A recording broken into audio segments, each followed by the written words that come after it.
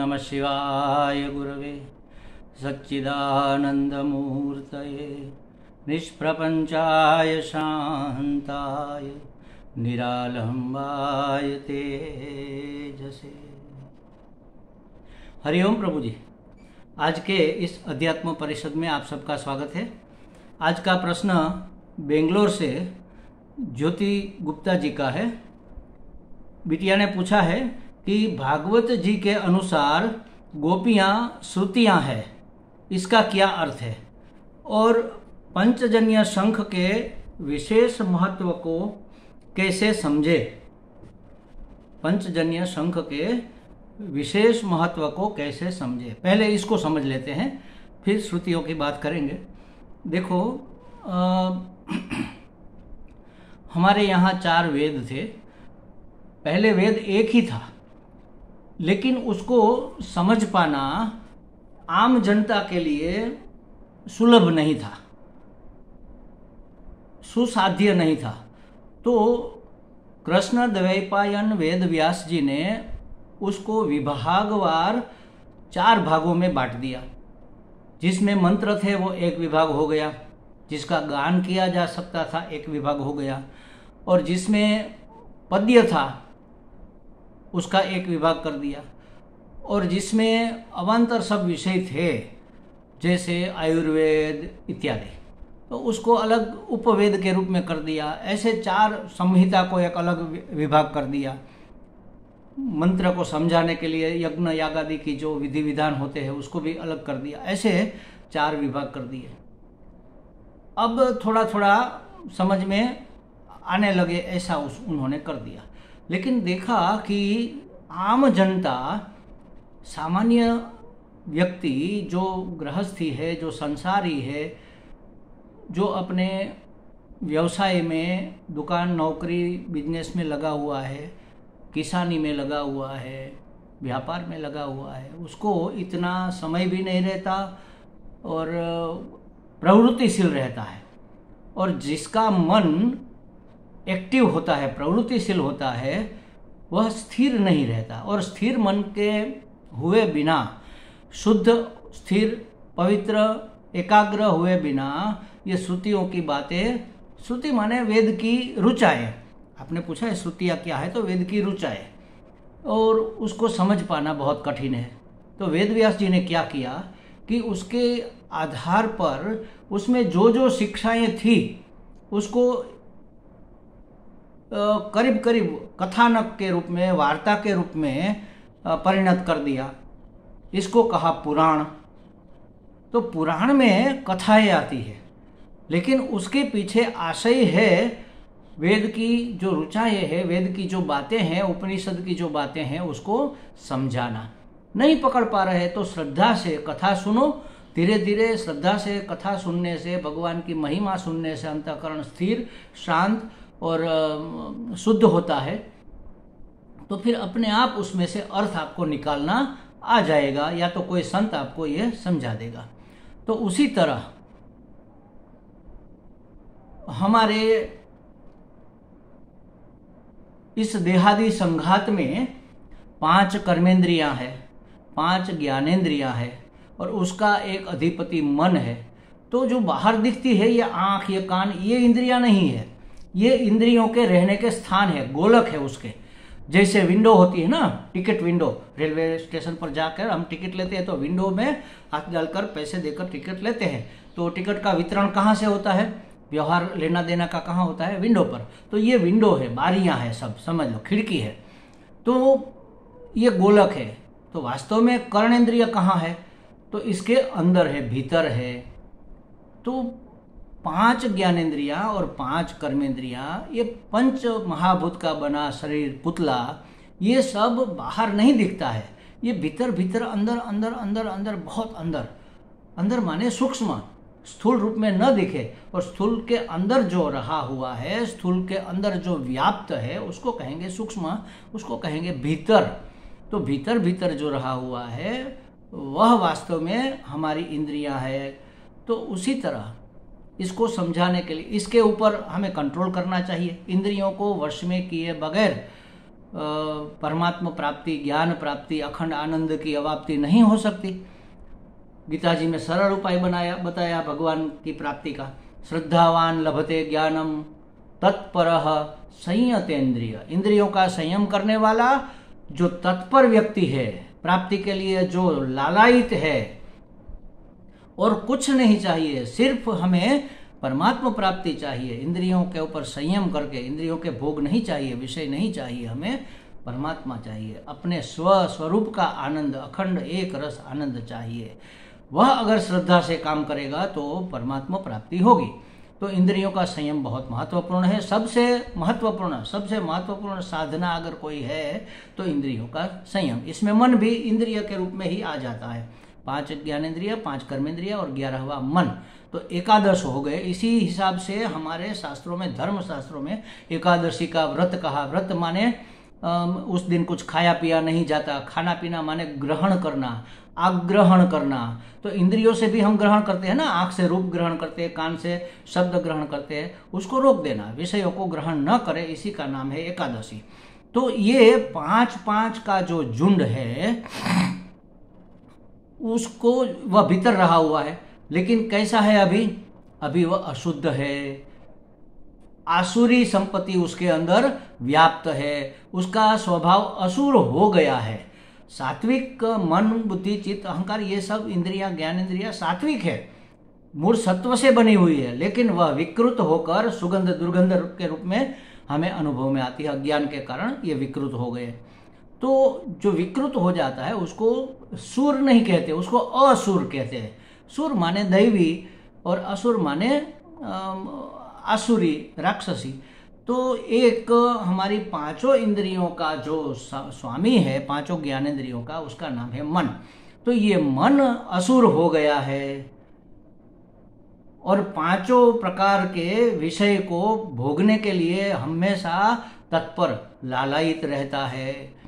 जरा आवाज हुई तो कान उधर खींच गए, किसी को आते जाते देखा तो आंख उधर उठ गई। तो भगवान ने ये कथा बनाकर, वेद व्यास जी ने, कि कृष्ण भगवान एक बार 5 जन नाम के एक असुर को अंदर जो रहा हुआ था, कहाँ, पृथ्वी के अंदर, पाताल में या समुद्र के तले में, वहां गए, उसके साथ युद्ध किया और उसको मार दिया मतलब। और उसके पास एक शंख था जो वह बार बार बजाता था, उसका नाम था 5 जन असुर का शंख, इसलिए पंचजन्य। तो मन पंचजन्य है। वह जन्य माने पैदा होना, पंच माने 5। मन से जो पैदा होती है वासना, वह कैसे हम बजाते हैं? आंख से बजाते हैं, कान से बजाते हैं, वाणी से मतलब या रसना से, जीभ से बजाते हैं, स्पर्श कर लेकर आनंद करते हैं, भोग करते हैं, सुगंध लेकर उसका भोग करते हैं। तो 5 प्रकार की इंद्रियों को वश में करना, इसका नाम है मन को विषयों से मोड़ देना, मन को मार देना माने इसका मतलब ही यही है कि मन इंद्रियों के विषयों के पीछे, उसके भोग और संग्रह के पीछे न भागे। तो ये है पंचजन्य शंख का वास्तविक अर्थ, वास्तविक महत्व। अब हम स्थूल रूप में जो नहीं समझते हैं लोग, वो क्या करेंगे? इस कथा को सुनकर क्या समझेंगे? भगवान को सर्वसमर्थ समझेंगे। अरे भगवान तो सर्वसमर्थ है, ऐसा पंचजन जो राक्षस था, जो असुर था, उसको भी मार दिया और उसका शंख छीनकर आ गए और फिर वह बजाने लगे। भगवान भी शंख बजाते हैं, मतलब इंद्रियों का भोग नहीं करते, इंद्रियों के विषयों का भोग नहीं करते, लेकिन विषयों का उपयोग करते हैं।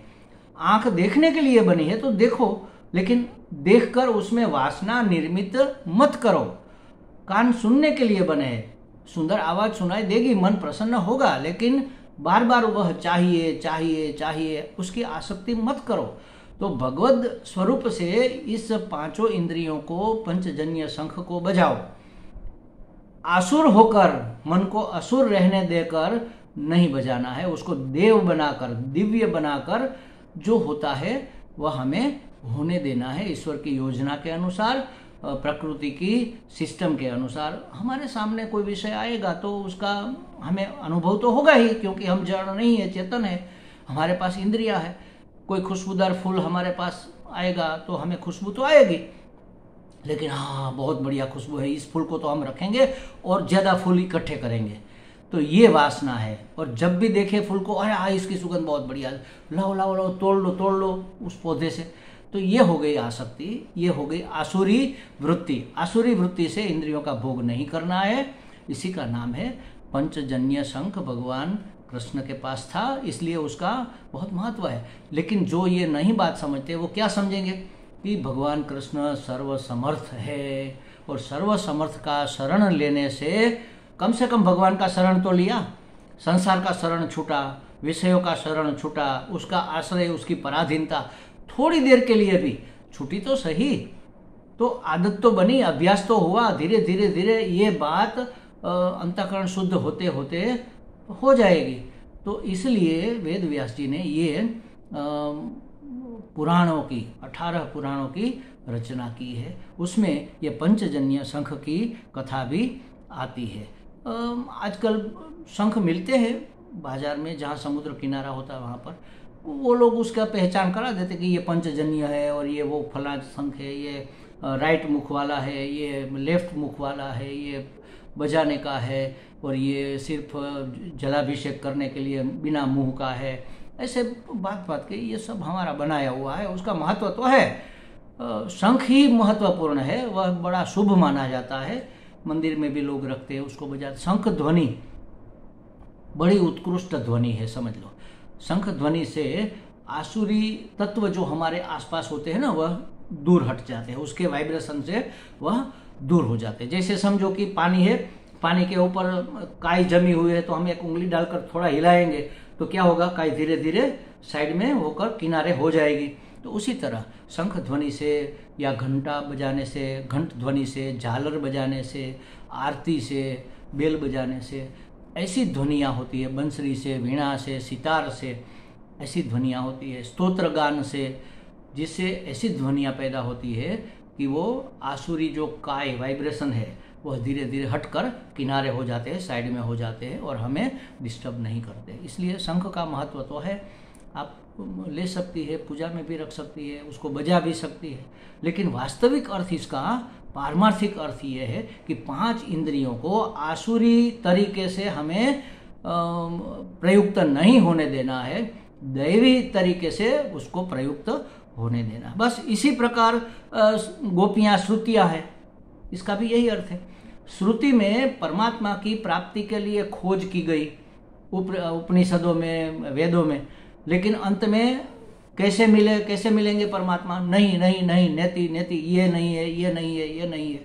श्रुति भी जहाँ नेति नेति कर देती है, उस परम तत्व ने सगुण साकार सविशेष रूप लिया और ब्रज में, वृंदावन में आकर वह अपनी लीला दिखाने लगे। तो उसको प्राप्त करने के लिए जो श्रुतियाँ, जो श्लोक के रूप में, जो मंत्र के रूप में श्रुतियाँ उपनिषद में, वेद में रही हुई थी, वह भी सगुण साकार होकर गोपियों के रूप में वहाँ पर आ गई, ऐसा पुराण में कहा जाता है।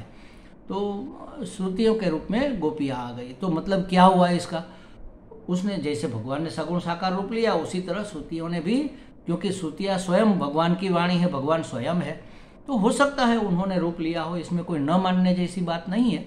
लेकिन इसका पारमार्थिक अर्थ अगर हमें समझना है तो ये समझना है कि हमारे अंदर श्रुति भाव आ जाए। भाव और अभाव, भाव और कुभाव, दोनों शब्दों को समझ लो। मुझे हमारी यह ज्योति बिटिया के लिए बहुत बड़ा भाव है मेरे दिल में, ऐसा मैं कहूँ, और मैं ऐसा कहूँ कि वो फला जो आदमी है उसके लिए मेरे मन में कोई भाव नहीं है, तो भाव का मतलब प्रेम भी होता है। तो गोपी भाव हमारे हृदय में विकसित हो, माने कि प्रेम भाव विकसित हो। किसके लिए? सब के लिए, समग्र सृष्टि के जीव जंतु पद पदार्थ जो भी है, उस सब के लिए हमारे अंदर प्रेम ही प्रेम हो, क्योंकि परमात्मा स्वयं प्रेम स्वरूप है, आनंद स्वरूप है। तो उस भाव को धारण करना, उसी का नाम है श्रुति को धारण करना, गोपी को धारण करना। गोपियाँ श्रुतियाँ है, मतलब कि परमात्मा की प्राप्ति अगर करनी है तो श्रुति के रूप में अगर नहीं मिलती है तो अपना भाव निर्मित करो, और भाव से भगवान मिलते हैं। क्योंकि यह संसार पूरा भावमय तो है। इस संसार को पार करने के लिए आपको अपना स्वभाव बदलना पड़ेगा, वासनाग्रस्त जो स्वभाव है, संसार अभिमुख जो स्वभाव है, उस संसार को हमें ईश्वराभिमुख करना पड़ेगा। तो इस तरह से हम अपने पुराणों को, पुराण की बातों को हमें समझना चाहिए। ये पारमार्थिक अर्थ है महाराज।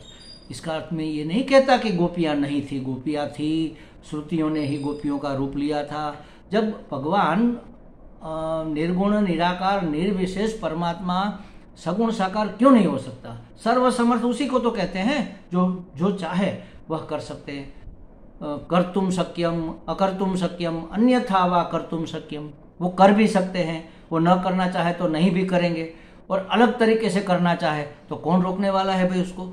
सर्वसमर्थ है, वही तो वही है, और कोई तो है ही नहीं ना। तो भगवान सगुण साकार के रूप में भी आ सकते हैं, आज भी है, हमारे बीच में ही भगवान है, कहाँ पर नहीं है। किसी संत के रूप में हमारे सामने आ जाते हैं, किसी ज्ञान के रूप में हमारे सामने निर्गुण होकर आ जाते हैं, किसी प्रकाश के रूप में, किसी आनंद के रूप में हमारे अंदर, हमारे सामने वाले के अंदर से अभिव्यक्त हो जाते हैं परमात्मा।